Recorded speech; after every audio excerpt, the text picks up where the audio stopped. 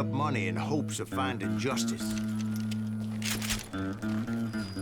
He was a bona fide folk hero by then, and had amassed a gang of armed miscreants and other assorted thugs.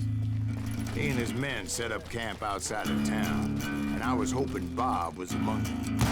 Damn it! Shoot that son of a... They didn't ask why I was there. They knew. I had to spill a lot of blood to find out Hardin wasn't in that camp. He was carousing in town with his closest friends. Hardin's boys apparently didn't want me to reach the Bull's Head. Some were hightailing it into town to inform their jefe of my unwelcomed presence.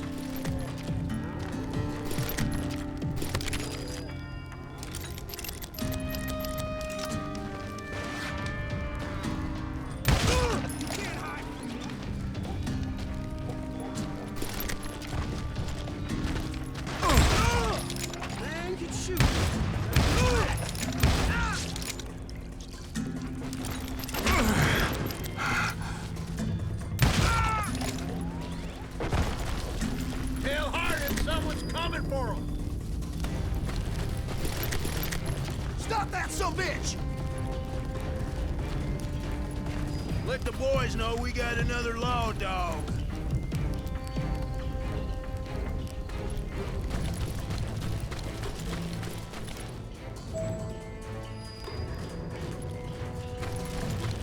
I'm gonna shoot you dead!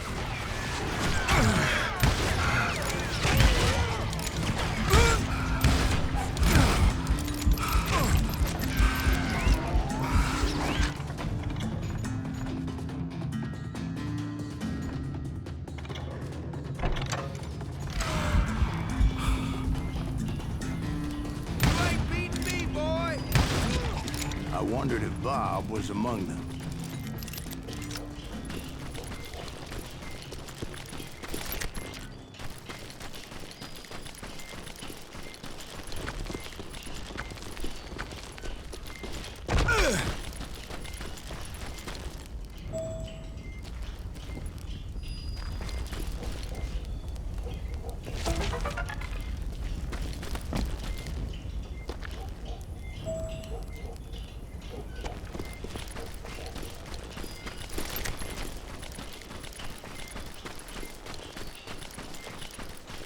And I steeled myself for the fight ahead.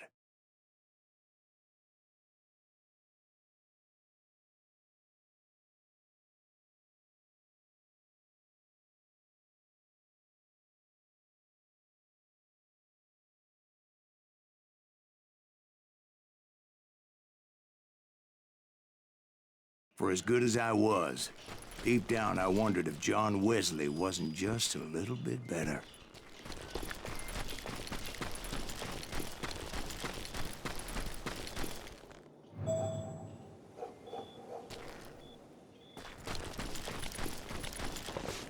Before I could test my mettle against Hardin, however, I would first need to dispatch his cadre of hired killers.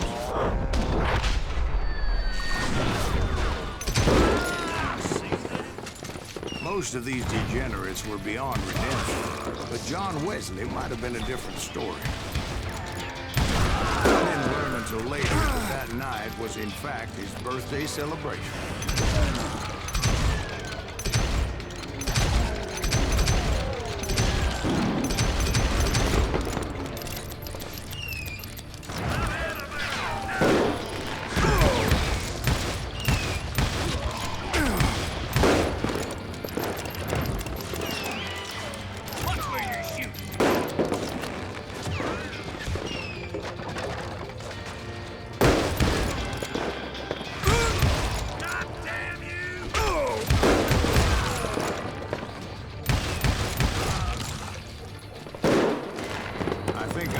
Mentioned that I found Hardin in this very saloon. Suffice it to say, nobody there was happy to see me.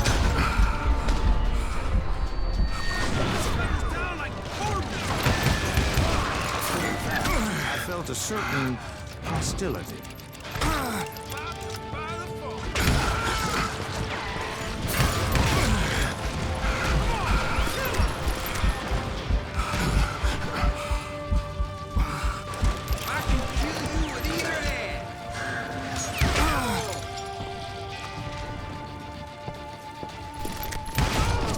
I was disappointed that neither Bob nor John Wesley were among the dead.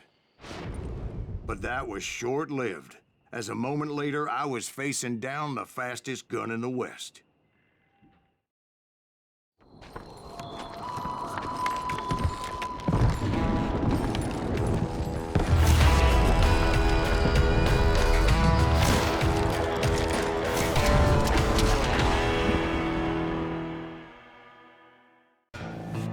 I felt a bolt of adrenaline. Or maybe that was fear. He was well known for his tricks, and I knew I'd need my own if I was ever to defeat him.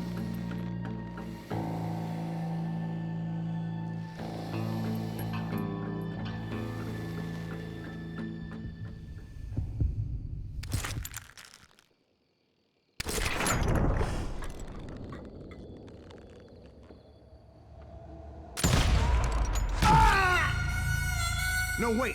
He didn't hit me then. I'm sure of it.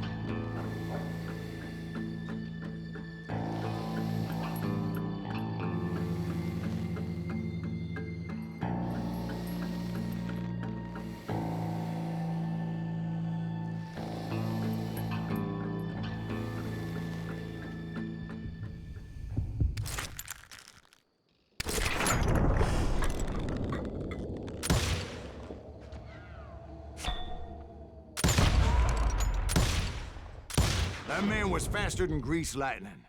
But being inebriated as he was, he didn't count his shots. And now, he was at my mercy. So he didn't die? No, I sent him to prison. Years later, after he was free, some restless Avenger took his life. Shot him in the back in a saloon just like this one. Anybody up for another beer? Ben?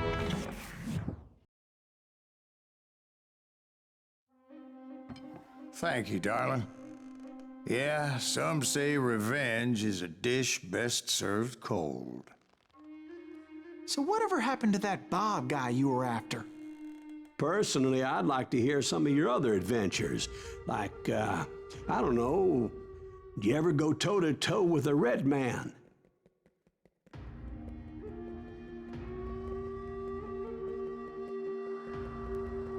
Yes, I did, Ben. I remember once I was after this renegade Apache, Grey Wolf. Strangely enough, revenge was also his primary motivation.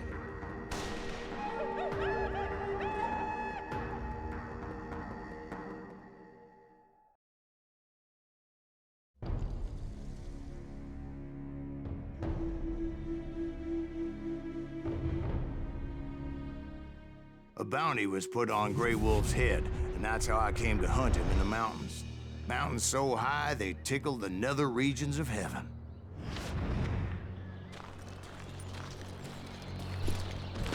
Grey Wolf was a Chiricahua Apache medicine man who had led a war party in revenge for a massacre against his people. The U.S. Army had attacked his tribe during his daughter's sacred sunrise ceremony, and the slaughter was unspeakable. I understood his anger, as there's nothing more traumatic than seeing those you love die in a cruel and painful death. Right from the beginning, I couldn't shake the feeling that Grey Wolf was watching my every move. He led a band of young Apache warriors who wanted retribution and were more than willing to die for him.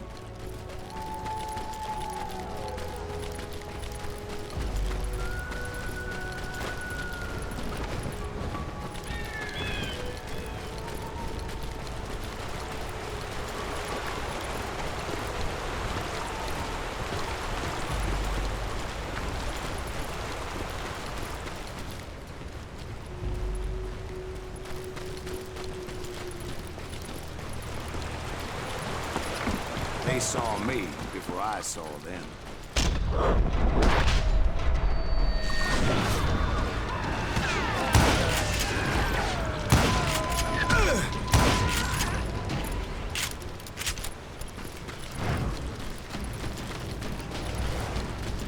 And it crossed my mind that maybe this wasn't such a good idea. But now that the shooting has started, there was no backing down.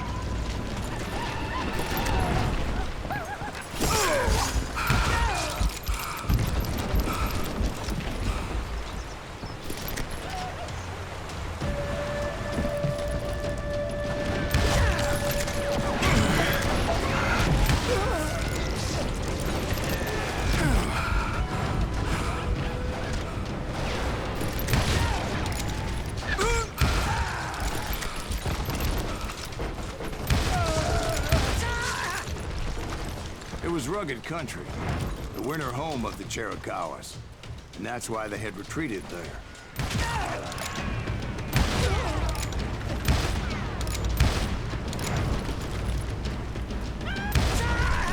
I admit to having some regrets about going after them.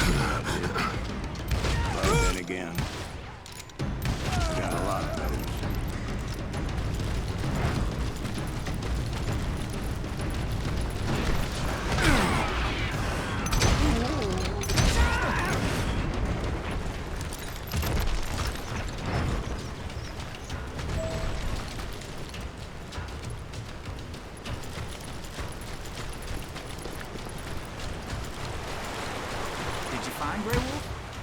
Not at that moment, but I did find the entrance to their hideout.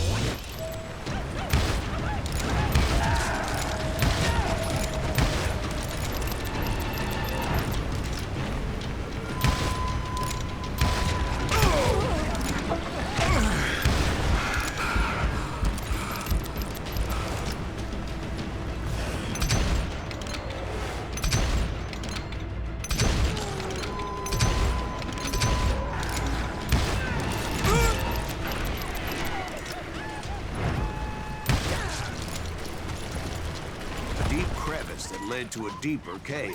Don't tell me you're in there. Yeah, but it's not out of bravery so much as pure, angry cussedness.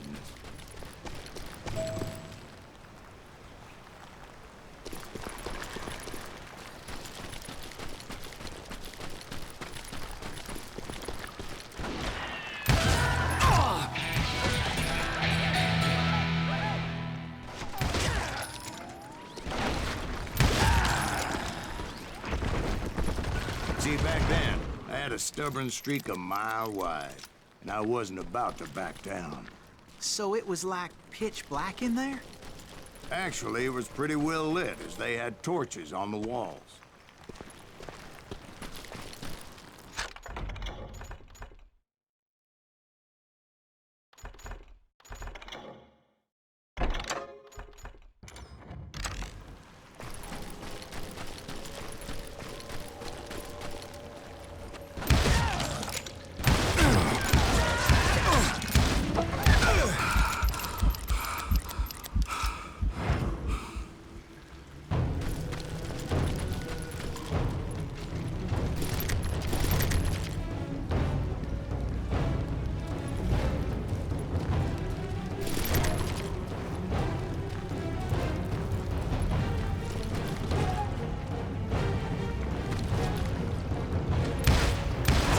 His cave. Big as hell, Ben. Chiricahua had hid out there during the Indian War. They thought it was haunted with the ghosts of those murdered by the horse soldiers. The cave was haunted with dead Indian ghosts? To be honest, I was more concerned with the live ones than the dead ones.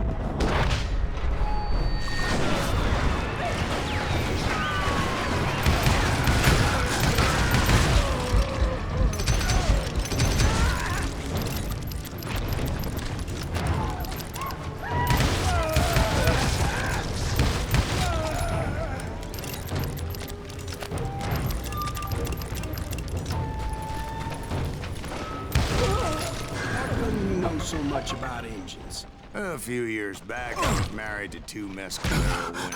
At the same time? Yeah, They were sisters. Polygyny is traditional among the Mescaleros. So what happened? Oh, I had to get out of there. Those girls never shut up. Both of them nagging at me all the time. Drove me half crazy.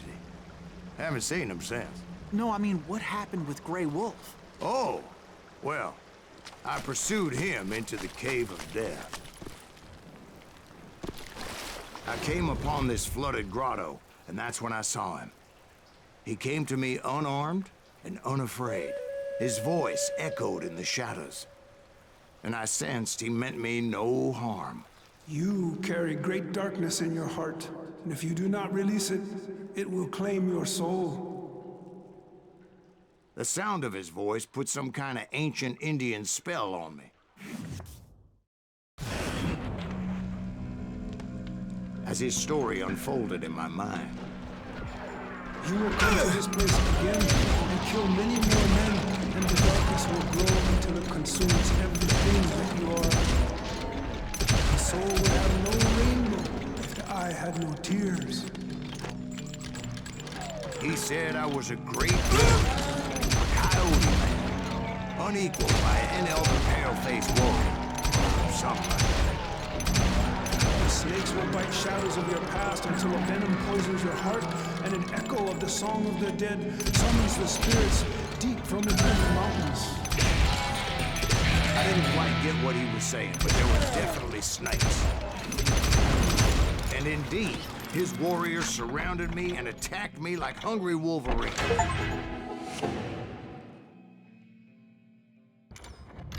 They couldn't stop me, though, and Grey Wolf wasn't in the mood for idle talk.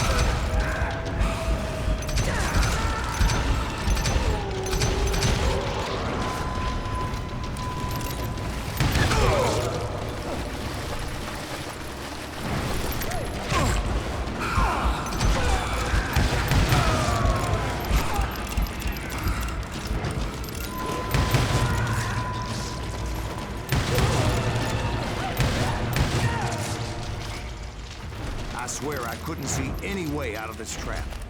But suddenly, one just appeared. Kind of like a miracle.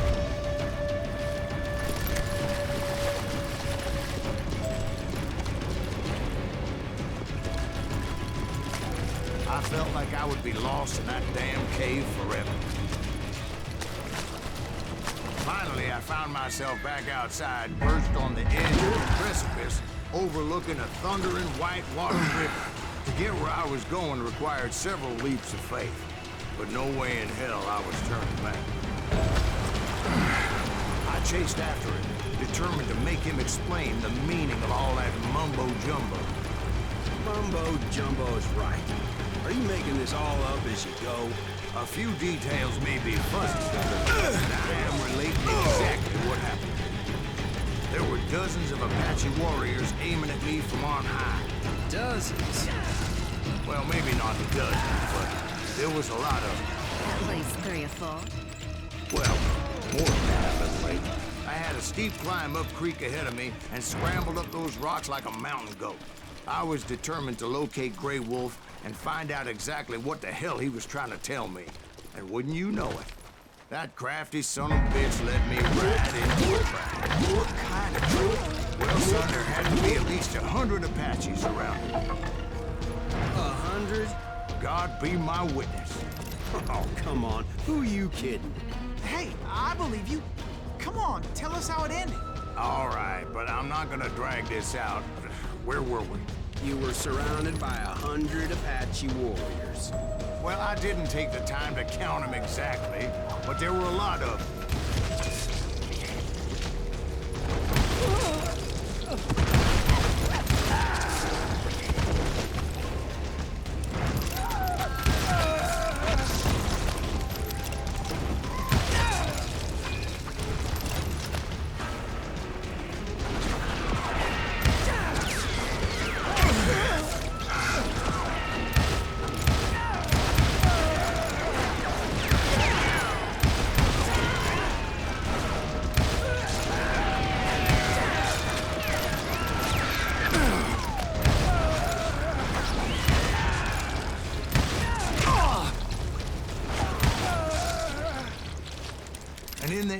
path appeared before me that I had not seen before. I followed it as I desperately needed to find out what Grey Wolf was trying to tell me. But it was like that son of a bitch disappeared into thin air.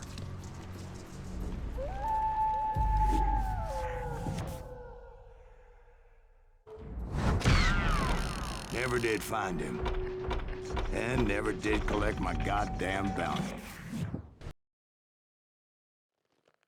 Thank you, darling. It's interesting how the truth can sometimes seem, might malleable, depending upon your point of view. Like how those dime novels make you out to be something you're not? Jack, don't be starting trouble. No, he's right. They do tend to exaggerate. Did they exaggerate your part in taking down the Daltons? Well, I was there in the flesh, boy, so I saw what happened firsthand.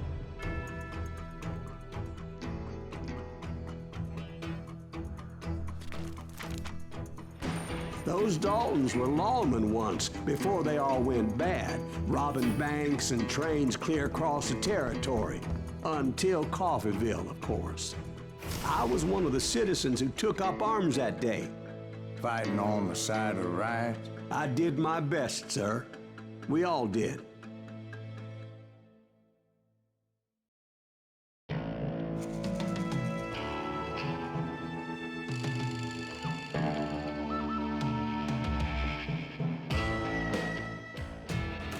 It was early morning.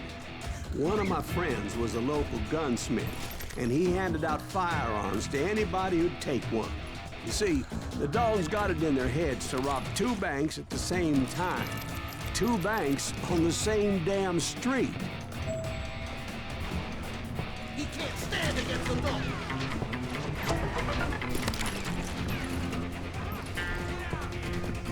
Story was Bob Dalton's girl was always riding him about how he had no ambition. Oh, you're nobody next to Jesse James, she'd say. Finally, the bastard took his brothers to Coffeeville just to shut her up. Right. It's always the woman's fault. Well, the locals recognized the Daltons right off. Before they could get away, half the town took up arms to defend their property. Their first mistake was pulling a job in their own damn hometown. The boys grew up in Coffeeville, so everybody knew them. The bank teller tricked them, telling them the time lock on the safe wouldn't open till 9:30. Well, that gave the locals enough time to prepare an ambush for their sons of bitches.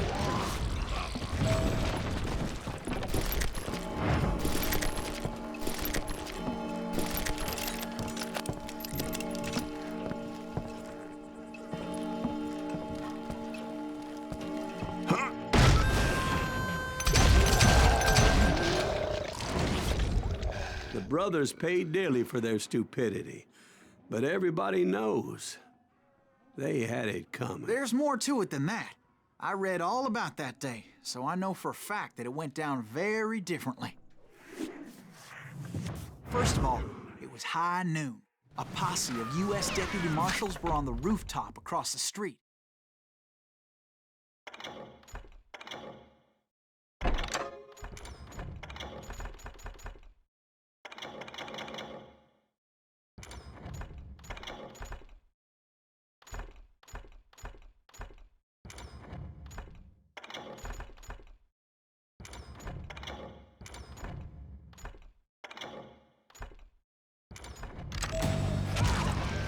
Get ready, boys. They're gonna make a move. The lawmen had been tracking the Daltons for months. Now they finally had them dead to rights. Among them was a bounty hunter feared by many a lawbreaker. The marshals tried to get the Daltons to surrender. They'll give up eventually. We just gotta wait the son of the bitches out. This bounty hunter knew that the brothers were far too proud to ever lay down their guns.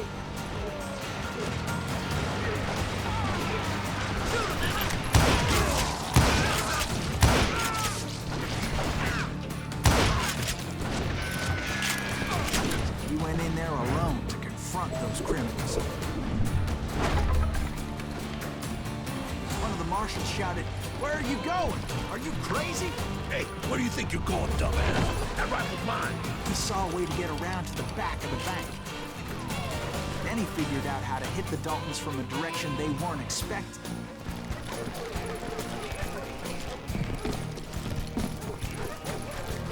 From above. Fortunately,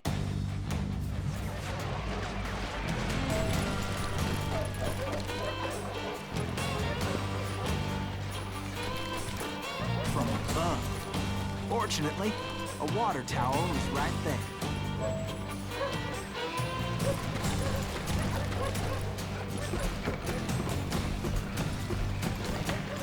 A moment later, he was climbing up a steep ladder, laughing at danger as he did.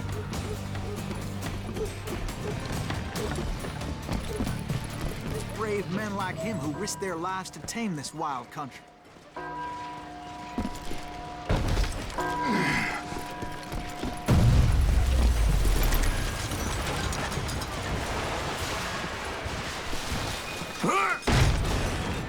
We've got company! The road wasn't like him. He did what other men couldn't or wouldn't to make this country free. Like Jim Bowie and Davy Crockett, who died defending the Alamo. Is that Silas Greaves? Son of a bitch!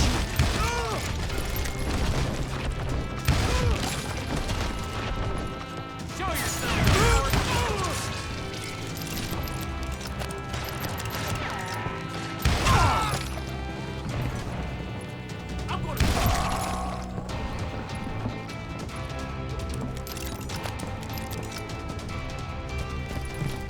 Over there!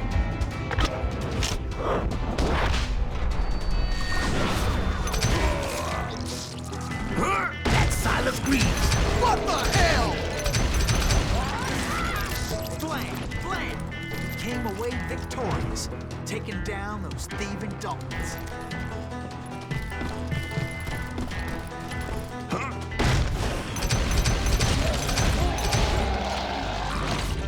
His name? Silas Greaves. And when the dust finally settled, he was the last man standing. Sorry, kid, but that just wasn't the way it happened.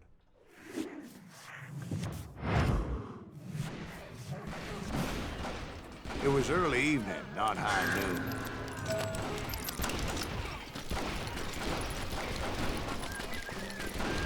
I was late to the party, and Coffeyville was already up in arms. The Daltons blew up a safe, and were all set to hightail it out of there. Those pathetic deputies surrounding the bank were dropping like flies.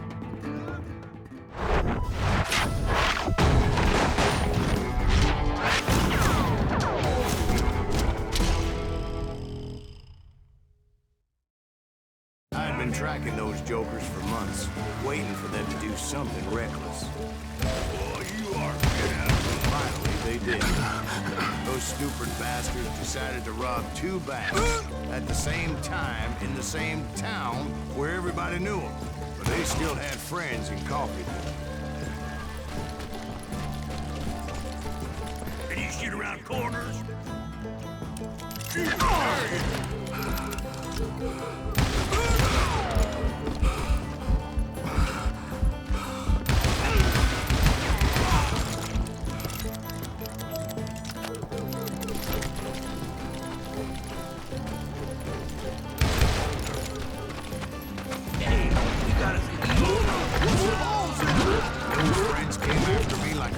Wild dogs, tooth and nail. They were coming at me from all directions. I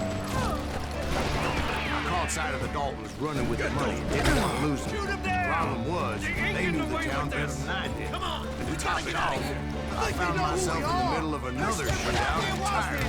Did the Daltons hole up in somebody's house? No, it was the Smiths, I believe. They were cousins of the Daltons. And they were shooting at the Browns, who were shooting at the Daltons. Which wasn't any surprise, because those two families have been feuding forever. And since the Joneses are related to the Browns, they shot at the Smiths, pissing off the Heimhoffers, whose daughter recently married a Smith. Well, bullets were flying every which way as all the old feuds in Kansas caught fire all at once. There was a hell of a lot of pissed off people in Coffeyville that day. But that's just the way life is sometimes. Shit happens.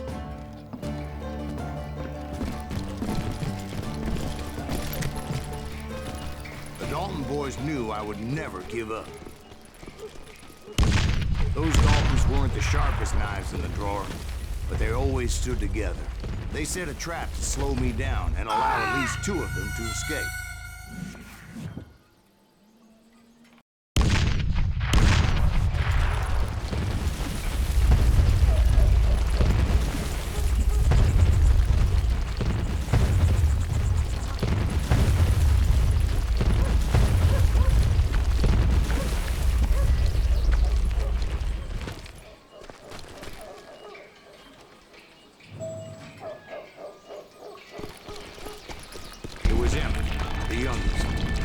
Decided to stand his ground and face me down.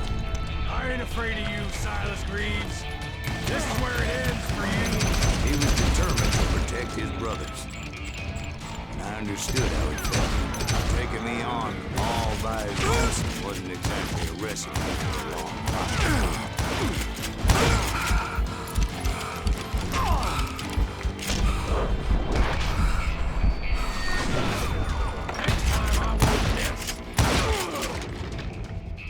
Emmett Dalton survived the robbery in Coffeyville. He's the only Dalton who did. They say he was shot 23 times. Well, Dwight, who do you think put all those damn holes in him?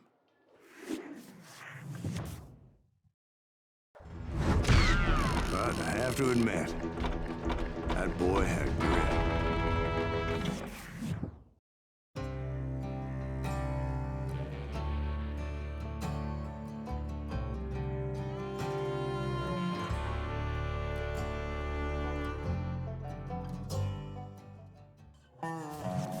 We'll get those suckers. It took me a couple of days to track the Daltons down.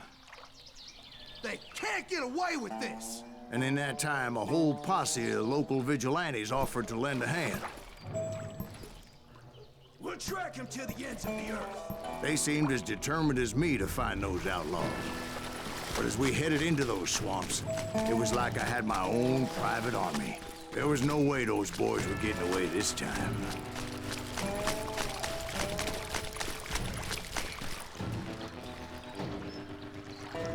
It was early fall, right? Beautiful time of year. At least you had the weather on your side. Not by my recollection. It was damp and foggy as hell. It was tough to stay on a true course. So we kept an eye out for landmarks.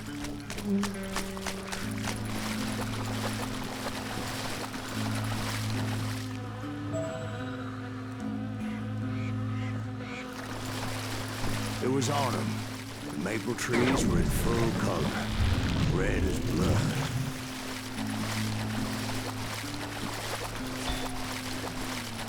The rains that year were torrential, so the whole area was flooded.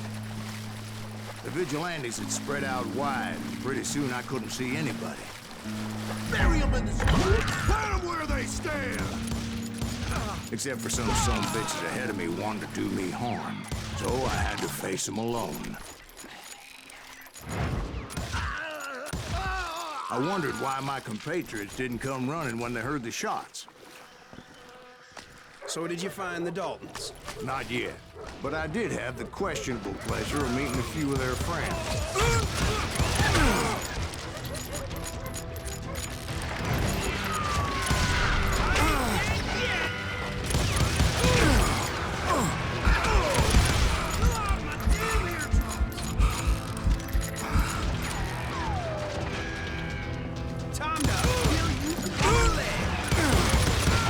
The boys had established quite a reputation by that time, so they attracted all manner of riffraff to their cause.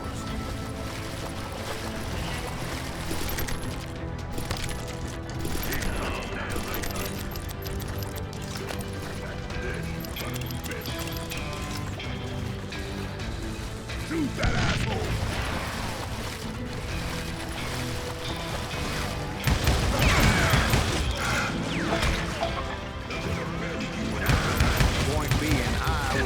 Serious attack.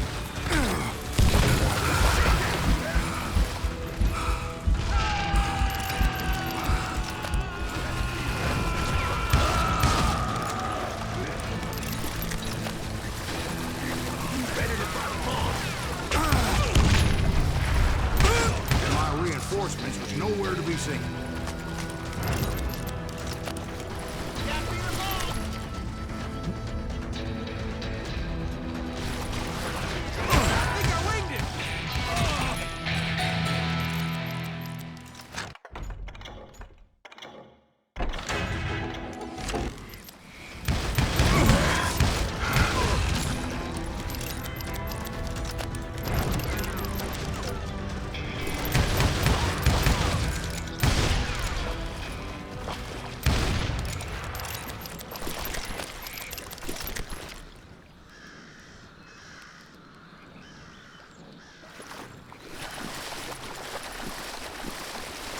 But luckily, a barn materialized as if right before my eyes. I scrambled up top to get a better view.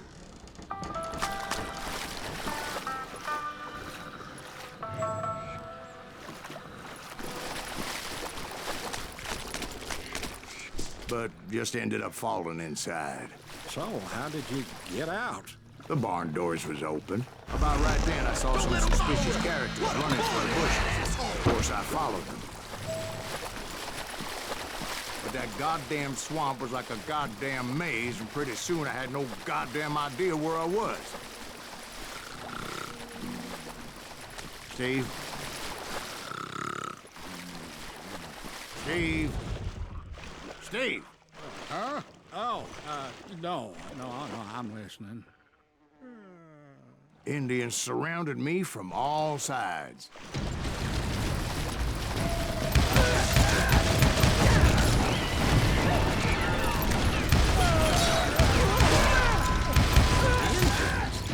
There were Indians? No. I just wanted to make sure Steve was paying attention. Now, where was I? You were following the Daltons through a swamp? That's right. See, Steve? Dwight's paying attention. No, I'm listening. I was just resting my eyes. So, where was I? The Daltons. Right. See, there's a reason so many outlaw gangs are made up. So did you ever find the damn Daltons? Not yet. But I did find a few of their cousins. You can't breed like rabbits. More Smiths or Heimhoffers or who knows what. But hell, what's more important than family? I bet Ben knows what I'm talking about.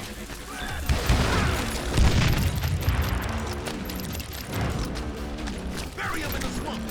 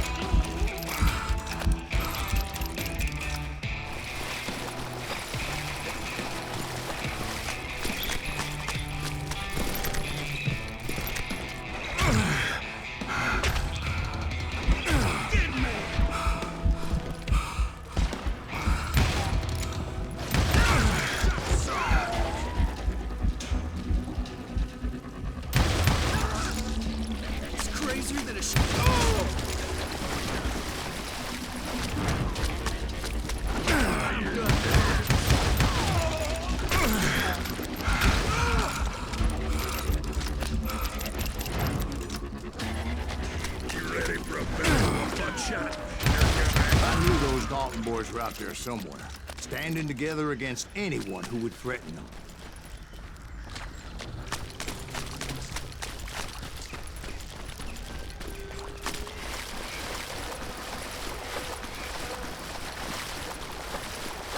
that's when I saw it. A goddamn steamboat. A steamboat in a swamp? Yeah, Steve, but this wasn't much more than a wreck, really. But how'd a damn steamboat end up in the swamps? Yes, it floated off during the flood of '89. Now, was it a stern-wheeler or a side-wheeler? What? Does that really make a difference, Steve? It was a steamboat with a goddamn army on board. It was in that a fusillade of bullets come raining down from on high. Silas Greaves? Those vigilantes who accompanied me weren't anywhere to be found. But among those men that were shooting at me, I thought I saw some familiar faces.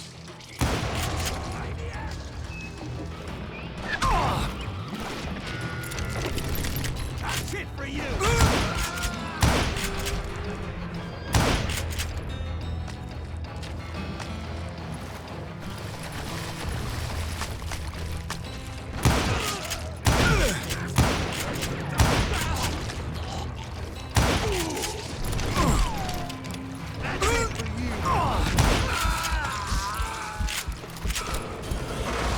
Somewhere out there, the Dolphins were waiting on me.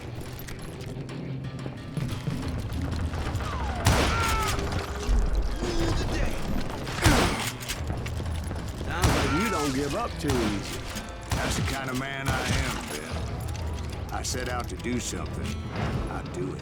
Surrender just ain't in my nature. Plus, I'm stubborn as hell.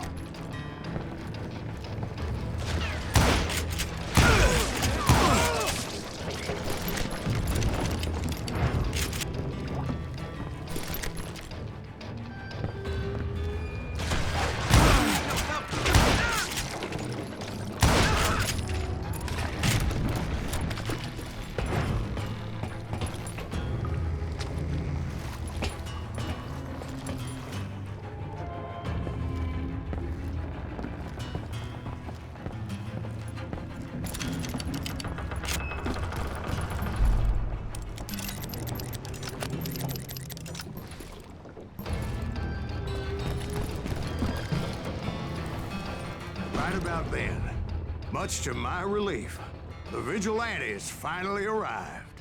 Their leader motioned at a cabin in the middle of the top deck, pointing me directly at the Daltons. I finally had them, after months of dogged pursuit. But it turned out that they had me. Take him out! I'm sending you to hell!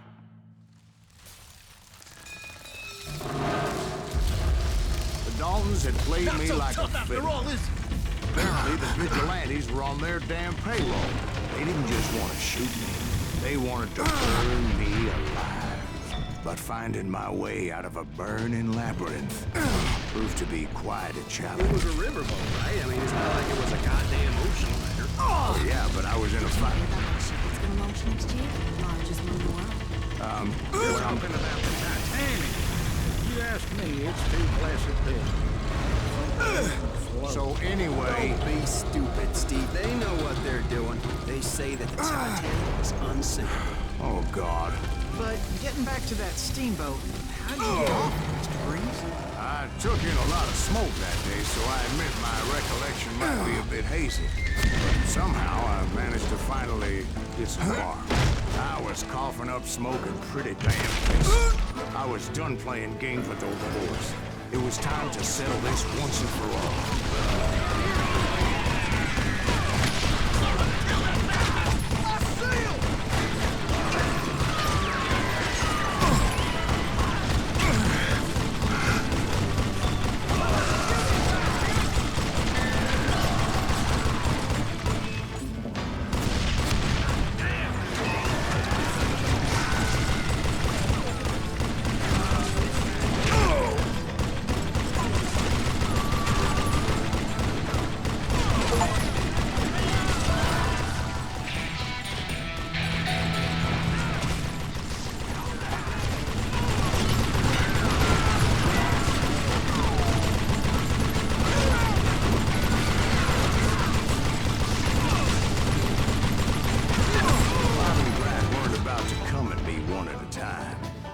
They were in this together.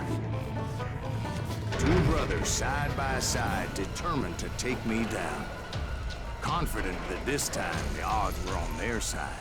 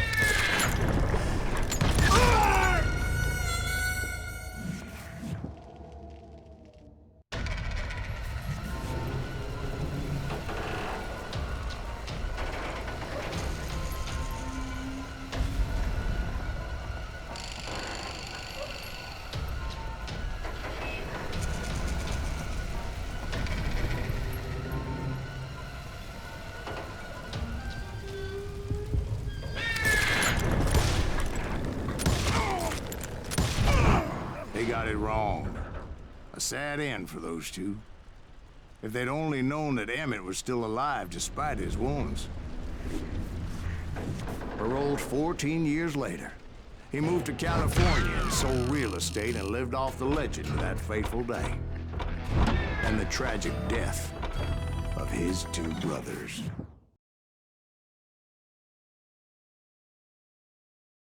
My own brothers died tragically as well, truth be told.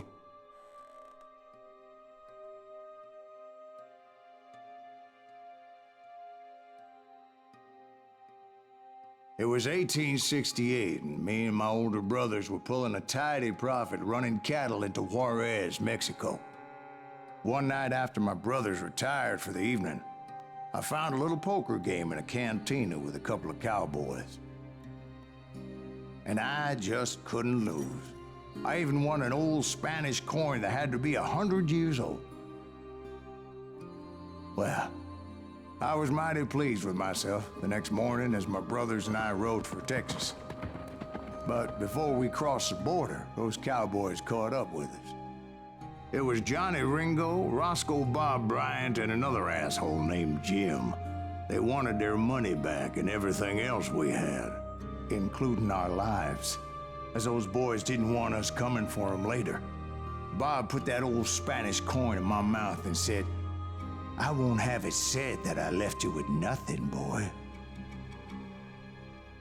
Well, those horses bolted, and there we hung as those bastards rode away. The branch finally snapped under the weight of the three of us, but being my older brothers were bigger and heavier, they were already dead. And right then, I swore to myself that I would avenge them. Ringo you know about. But Bob eluded me, until I heard he was riding with the Wild Bunch.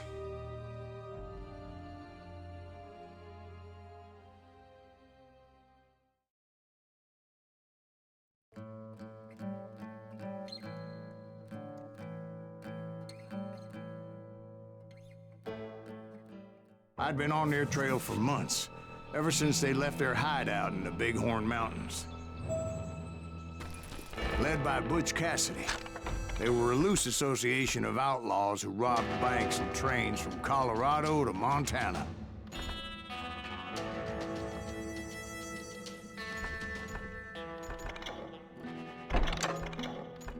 Among them was the Sundance Kid, and that murderous hombre I was tracking, Roscoe Bob Bryant. Were you a part of that giant Pinkerton posse after the Wild Bunch? No, boy. A circus like that would have slowed me down. Besides, I wanted Bryant all to myself. I'd heard about a large shipment of gold being transported to Wilcox, Wyoming on the Overland Flyer. I figured the Wild Bunch would likely hit such a treasure, and by God, I figured right. They blew the bridge with the intention of forcing the train to stop. I was determined to make that sumbitch Bob pay for what he did to my brothers.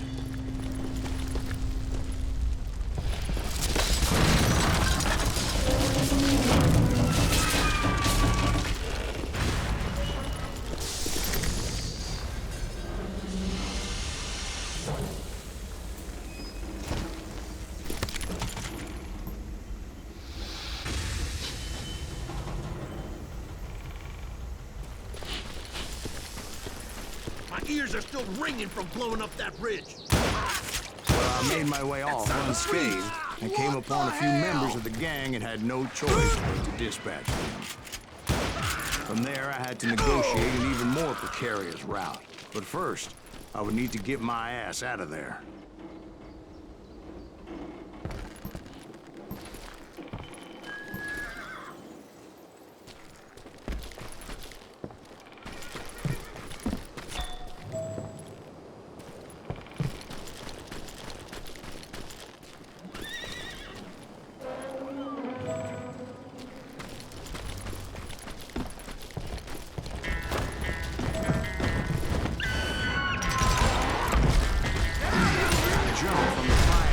Into the fire as the train was clearly fixing to fall.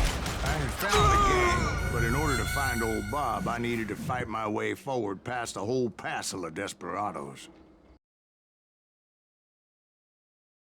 I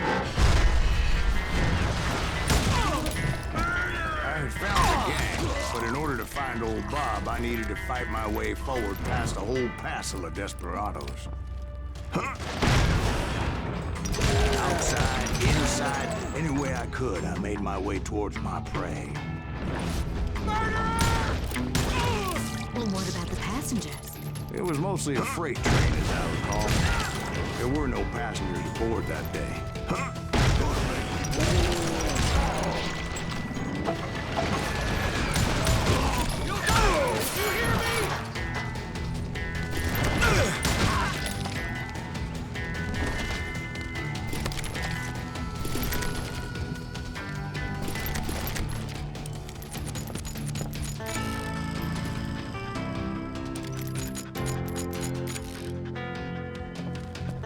Before, I am not fond of heights, but I was too busy dodging bullets to worry about falling to my death. Odds were I was likely to die that day anyway, so I was determined to take down as many of those bastards as I could.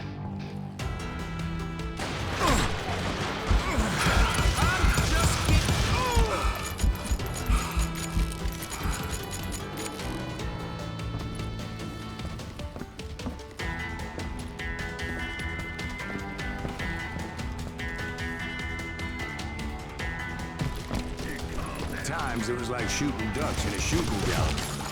The only difference is these damn ducks shot back.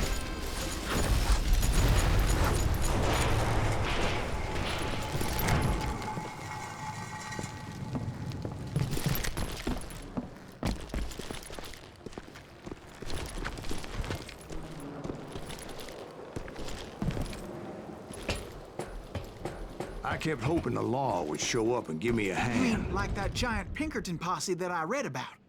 Did they come riding in, guns a-blazing to help?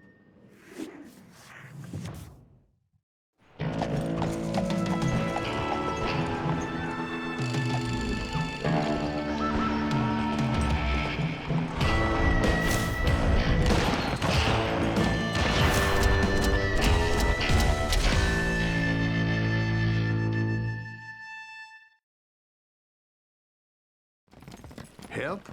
From the Pinkertons? No, son. I had to fight the wild bunch all by my lonesome, as usual. Who the hell is that? He's out of his mind! Take cover! Retreat! Retreat! Huh?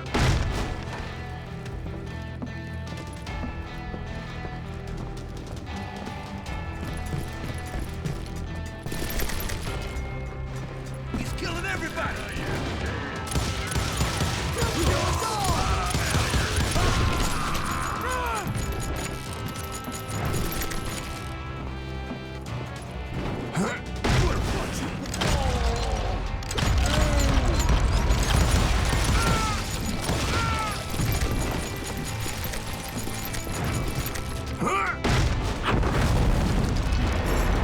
Is those dime novels didn't portray this as it happened, did they?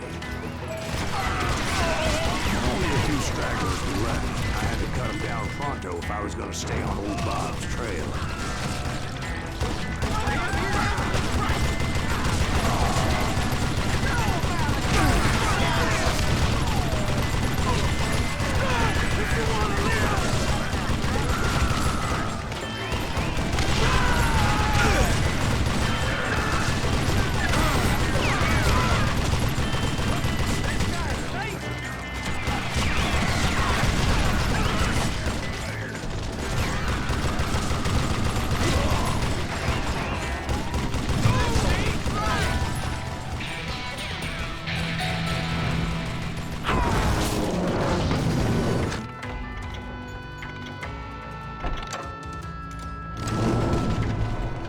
Once I silenced all those guns, I went searching for my nemesis, determined to finally have my justice. But the only survivor who welcomed me was George Flat-Nose Curry. Who was he?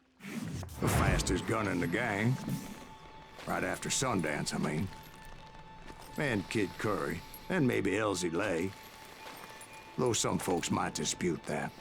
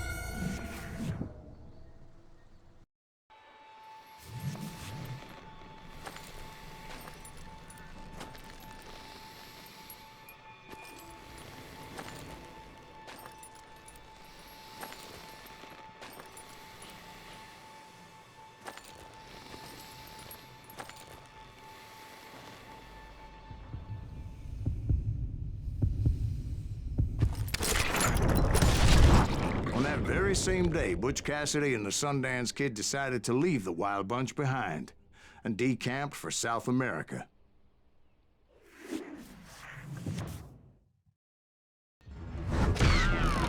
They ended up living down there for many years, but I'm sure you already know all about that.